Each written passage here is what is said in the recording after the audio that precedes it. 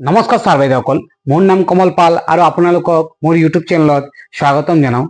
Sir বাইদেউসকল, আজি মই এই ভিডিঅ'ত আপোনালোকক দেখাম যে আপোনালোকে কেনেকৈ আইগট কৰ্মযোগী এপত আপোনালোকে লগইন কৰি আপোনালোকৰ নিজৰ প্ৰফাইল আপডেট কৰিব, অৰ্থাৎ আপোনালোকৰ ফটো বা আদাৰ্ছ ডিটেইল আপডেট কৰিব। আৰু ইয়াৰ লগতে আপোনালোকে কেনেকৈ প্ৰাইম মিনিষ্টাৰৰ লেটাৰ ডাউনলোড কৰিব সেইখন মই আপোনালোকক এই ভিডিঅ'ত দেখাই দিম। ছাৰ বাইদেউসকল, আপোনালোকে এই ভিডিঅ' স্কিপ নকৰাকৈ সম্পূৰ্ণ চাব। আৰু আপোনালোকে যদি মোৰ চেনেলটো এতিয়ালৈ ছাবস্ক্ৰাইব কৰা নাই, অনুগ্ৰহ কৰি ছাবস্ক্ৰাইব কৰি দিব আৰু নটিফিকেশ্যন বেল আইকন টাচ কৰি অল কৰি দিব। ধন্যবাদ।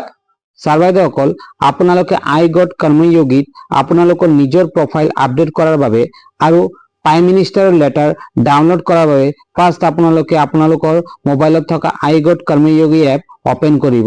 তো মই অপেন কৰি আছো। অপেন কৰাৰ পিছত এনেকুৱা পেজ আহি যাব, আপোনালোকে দেখা পাই আছে। আৰু একেবাৰে তলত লিখা আছে, দেখা পাই আছে সাইন ইন আৰু ৰেজিষ্টাৰ। তো আপোনালোকে সাইন ইনত ক্লিক কৰিব। তো মই ক্লিক কৰিলো। কৰাৰ পিছত ইয়াতে দুটা অপশ্যন আহিছে, log in with password, log in with OTP. তো আপোনালোকে কি কৰিব, লগ ইন উইথ অটিপিত ক্লিক কৰিব। তো মই ক্লিক কৰিলো।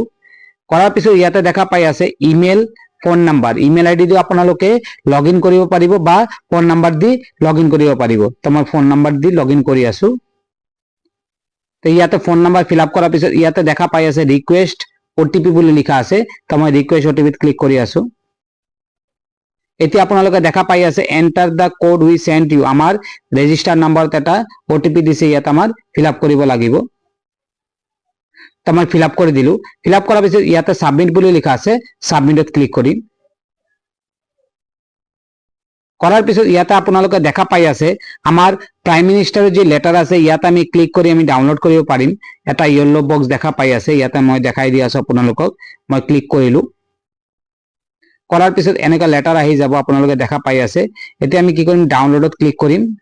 কৰাৰ পিছত এনেকা অপশ্যন আহিব, এলাও আইগট কৰ্মযোগী টু এক্সেছ মোৰ photos videos on this device. এনেকা আহিব, আপোনালোকে এলাও লিমিট এক্সেছত ক্লিক কৰি দিব।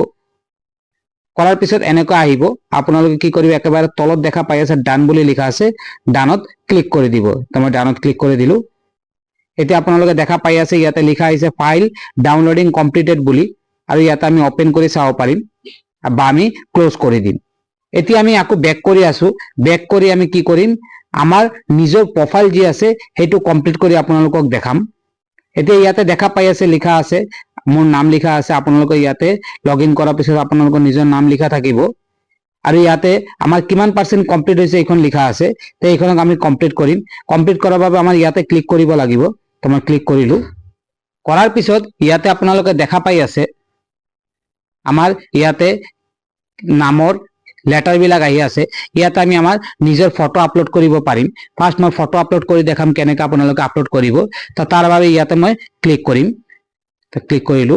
ক্লিক কৰাৰ পিছত ইয়াতে দেখা পাই আছে ইয়াতে আমাৰ নামৰ লেটাৰ বিলাক আহিছে, আৰু ইয়াতে এটা কেমেৰাৰ অপশ্যন আহিছে। তো আমি কেমেৰাৰ অপশ্যনত ক্লিক কৰিম। কৰাৰ পিছত ইয়াতে তলত একেবাৰে দেখা পাই আছে take photo goes to file বুলি লিখা আছে। তো আমি ফাইলৰ পৰা যেহেতু আপলোড কৰিম সেইকাৰণে গো টু ফাইলত ক্লিক কৰিম। এতিয়া আমি ফাইলৰ পৰা সিলেক্ট কৰিম। তো মই এতিয়া মোৰ ফটোটো সিলেক্ট কৰি ললো। সিলেক্ট কৰাৰ পিছত এতিয়া সেভ ফটো বুলি লিখা আছে, দেখা পাই আছে তলত সেভ ফটোত মই ক্লিক কৰিলো। এতিয়া ইয়াতে আমাৰ ফটো আপডেট আহি যাব, আপোনালোকে দেখা পাব। এতিয়া দেখা পাই আছে ইমান টাইম লেটাৰ আছিলে দুটা, এতিয়া আমাৰ ফটো ইয়াতে আপডেট হৈ গৈছে। ইয়াৰ পিছত আপোনালোকে দেখা পাই আছে ইয়াতে লিখা আছে আমাৰ ষ্টেট। ইয়াতে ষ্টেট সিলেক্ট কৰিব লাগিব, আৰু ইয়াতে ডিস্ট্ৰিক্ট সিলেক্ট কৰিব লাগিব। তো মই ষ্টেট সিলেক্ট কৰি আছো, ফাৰ্ষ্ট কৰিলো। তাৰপিছত ডিস্ট্ৰিক্ট সিলেক্ট কৰিম। ইয়াতে সাৰ্চৰ অপশ্যন আছে, সাৰ্চ কৰিব পাৰিব আপোনালোকে। তো মই সাৰ্চ কৰি ডিস্ট্ৰিক্ট সিলেক্ট কৰিলো। আৰু একেবাৰে তলত দেখা পাব আপোনালোকে সেভ চেঞ্জ বুলি লিখা আছে, সেভ চেঞ্জত ক্লিক কৰিব। তো মই ক্লিক কৰিলো। এতিয়া মোৰ ফটো, ডিস্ট্ৰিক্ট আৰু ষ্টেট আপডেট হৈ গ'ল। এতিয়া আপোনালোকে দেখা পাই আছে এবাউট মি আছে। ইয়াতে যদি আপোনালোকে কিবা লিখিব বিচাৰে আপোনালোকে ইয়াতে এডিটৰ অপশ্যন আছে, আপোনালোকে ক্লিক কৰি ইয়াতে লিখিব পাৰিব। তাৰপিছত আছে ইয়াতে আপোনাৰ প্ৰাইমাৰী ডিটেইলছ। ইয়াতে আপোনাৰ গ্ৰুপ, আপোনালোকে কি গ্ৰুপৰ হয় আৰু ডেজিগনেশ্যন কি ইয়াতে আপোনালোকৰ লিখা থাকিব। যদি আপোনালোকে এডিট কৰিব বিচাৰে ইয়াতে আমাৰ এডিটৰ চিম্বল আছে, তাতে আপোনালোকে ক্লিক কৰিব। ক্লিক কৰি ইয়াৰ পৰা আপোনালোকে এডিট কৰিব পাৰিব। প্ৰাইমাৰি ডিটেইলস এডিট কৰাৰ পিছত আমাৰ আৰু এটা অপশন আহিছে আদার্স ডিটেইলস বুলি লিখা আছে দেখা পাই আছে আপোনালোকে ইয়াতে এমপ্লয়ি আইডি আছে ইমেইল আইডি আছে মোবাইল নাম্বার আছে আৰু gender date of birth mother tongue category এইবিলাক আপোনালোকে আপডেট কৰিব পাৰিব তাৰ বাবে কি কৰিম ইয়াতে এডিট অপশন আছে এই এডিট অপশনত মই ক্লিক কৰি এইবিলাক আপডেট কৰি দিম এমপ্লয়ি আইডি আপোনালোকে দিব পাৰে ইয়াতে জেন্ডাৰ আপোনালোকে সিলেক্ট কৰি দিব পাৰে এইবিলাক যিমান বস্তু আছে আপোনালোকে আপডেট কৰি দিব তো মই আপডেট কৰি আছো মই ইয়াতে কিছুমান বস্তু আপডেট কৰি দিছো আপডেট কৰাৰ পিছত একেবাৰে তলত আপোনালোকে দেখা পাব নীলা বক্সত সেভ চেঞ্জেছ বুলি লিখা আছে তো মই সেভ চেঞ্জত ক্লিক কৰি আছো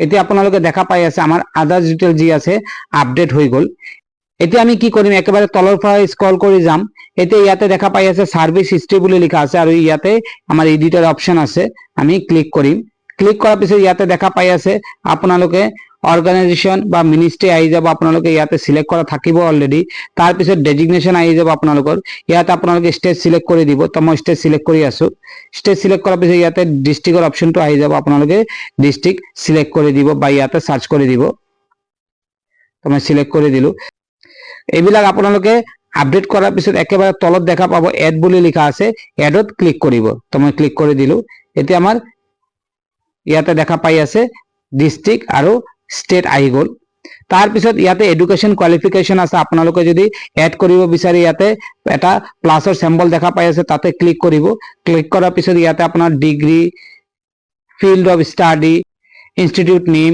স্টাৰ্ট এন্ডিং এইবিলাক আপোনালোকে ফিল আপ কৰি ইয়াতে তলত দেখা পাব এড অপশন আছে তাতে ক্লিক কৰি আপোনালোকে আপডেট কৰি দিব পাৰিব তাৰ পিছত এচিভমেন্ট আছে ইয়াতে সেম আপোনালোকে প্লাসৰ সিম্বলত ক্লিক কৰি আপোনালোকৰ এচিভমেন্ট আপডেট কৰি দিব পাৰিব এইদৰে আপোনালোকে আপোনালোকৰ প্ৰফাইল আপডেট কৰিব পাৰিব তো ধন্যবাদ ছাৰ বাইদেউসকল আৰু আপোনালোকৰ যদি মোৰ ভিডিওটো ভাল লাগিছে তেনেহলে মোৰ চেনেলটো সাবস্ক্ৰাইব কৰি দিব আৰু নটিফিকেশন বেল আইকন টাচ কৰি অল কৰি দিব ধন্যবাদ।